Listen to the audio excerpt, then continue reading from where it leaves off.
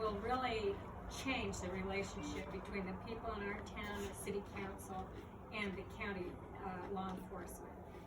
So I'm very pleased to introduce them, and I won't take up any more of their time. I'll turn it over to them to talk. Great. Thank you, Elaine and Betsy and Kay. And thanks y'all for coming. Thanks for caring enough to get to know us and let me get to know y'all a little bit too. So I'll go ahead and introduce myself. And when I get done though, I would love y'all to introduce yourselves, a little bit about why you're here and what about the position I'm running for is close to your heart and what you all care a lot about as well. So I'm a mother of 4 kids. I'm a small business owner. I am an environmentalist, and I was on the city council in San Marcos for 6 years. A lot of my work I did there was environmentally motivated. We got motivated when unbridled growth hit San Marcos, and we wanted to create a more organized and predictable growth pattern in the city of San Marcos that would respect the people who live there and also would respect the environment. Because I think we all know that when you add more impervious cover and if you have unbridled growth, you have flooding problems as well. So that was one of my biggest pushes to get involved in politics, and then it rolled into mobility, understanding that land use and transportation go hand in hand, and everything that we do in mobility affects the land use that we do as well.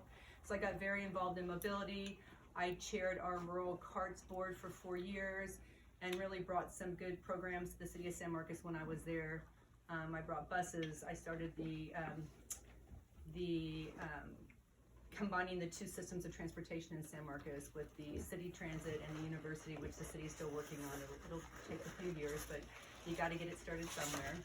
I was very involved in our voting processes, and that was kind of what pushed me into running for county commissioner at the end.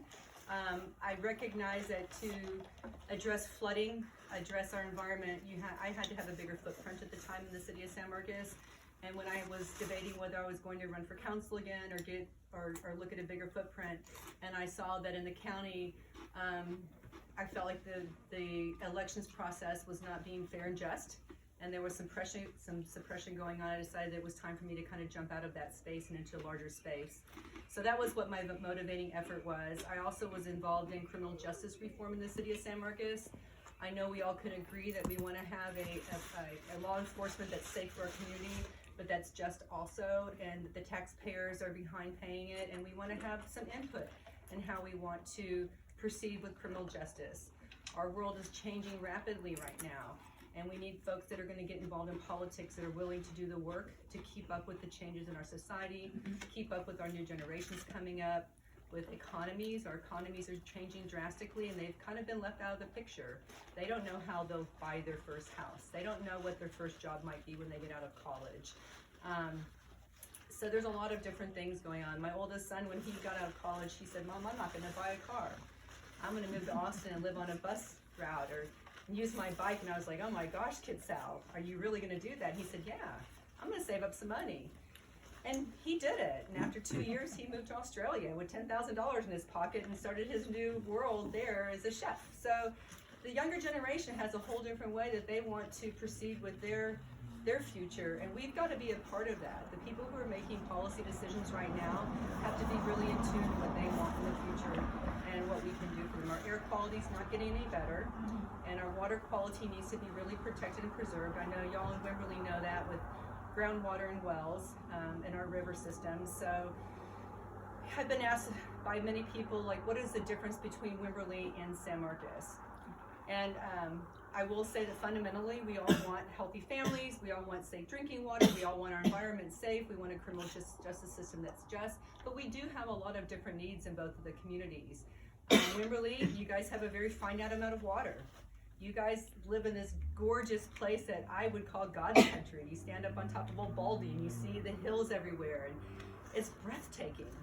Like, that doesn't need to be destroyed, that needs to be protected and it needs to be preserved. But then you have other needs. You want to start different types of mobility and alternative forms of transportation, and for y'all, that means trail systems and bike lanes that are safe to transport on that you could use instead of cars. San Marcos, that might mean transit systems combining, and our growth patterns are very much different because we're dealing with all the growth on the corridor plus 38,000 students. So the needs are very different, and I recognize both of those needs, and I'm ready to be very respectful to those and work very closely with the different people in the communities.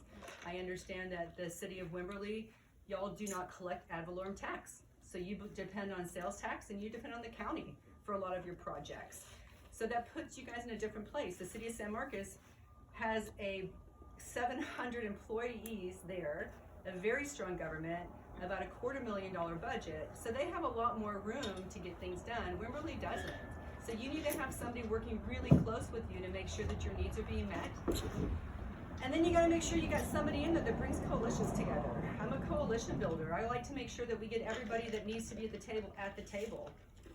Doesn't matter which, we need somebody from all age brackets. We need somebody from every different background, socioeconomic, every different ethnic background. Everybody who can represent your community needs to be at the table.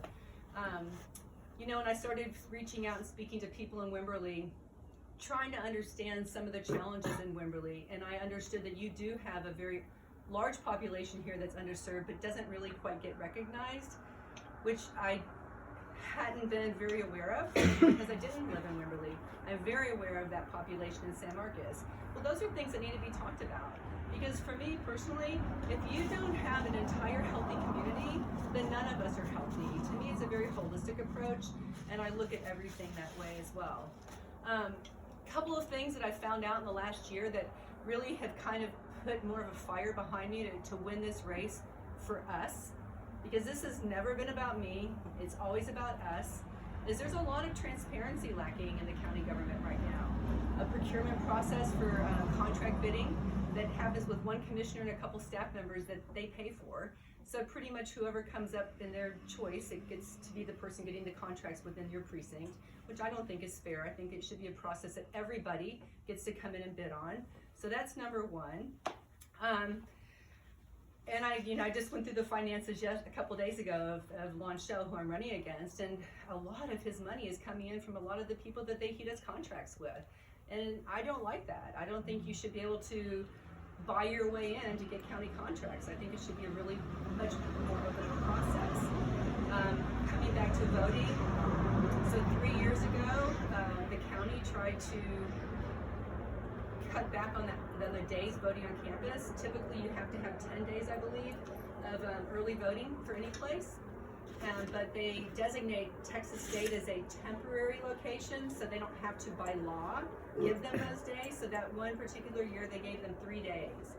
And after the Texas Civil Rights Project came in and threatened them a lawsuit, they went ahead and gave them another day or two, which is pretty bad for a body of 36,000 students, not to even mention the faculty and staff that vote on campus. Well, then last year, while I was still on city council and we were trying to get all of our voting locations in order, and we had switched over to, we went from polling locations to voting centers, which means you can go any place you want to vote, basically. And so the first thing that they tell you when you switch over is make sure you do not change your locations for at least 2 years, because you want it to be more accessible. You don't want to trick people, right? Because that's one of the problems we've always had, is going to our last year's polling location and it not being there this year. And so right out of the gates, they eliminated everything on the east side. They had not one east side polling location in the city of San Marcos until I found out about it and said, no, you guys need to put every polling location back on there. And so we eventually did. And then I found out that they were trying to move the LBJ Student Center to Strahan Coliseum, which was way down on the other side of the river. And when I asked why, and they said, well, Lon Shell, under pressure from the Republican Party, has asked us to do that. And I said, no, you can't do that. This has been their center forever.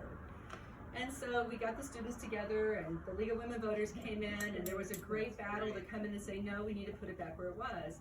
And then speed up to this year, going through that again in the middle of a pandemic. Now granted, the governor said 3 weeks of early voting everywhere. And the judge tried to get one additional day on campus on election day, because there's typically 4 or 5 hours of lines. And the 3 guys on the commissioner's court said, no, I don't think so. So, we've had 3 years of this.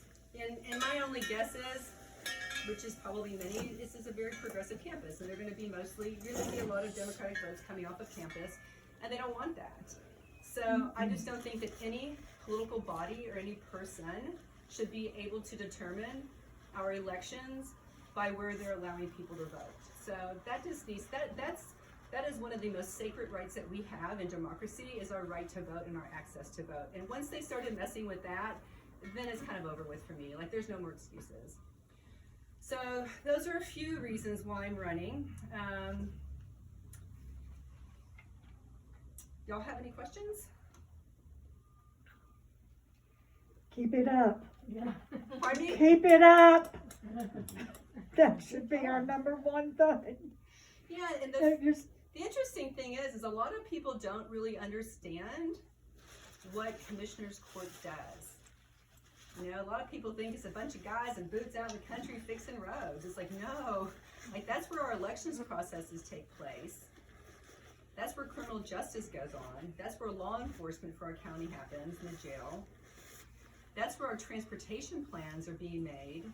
That's where we have a representative that sits on our regional metropolitan planning board that allocates funding to each of the different communities for federal and state money, what we're gonna do and what projects are gonna happen.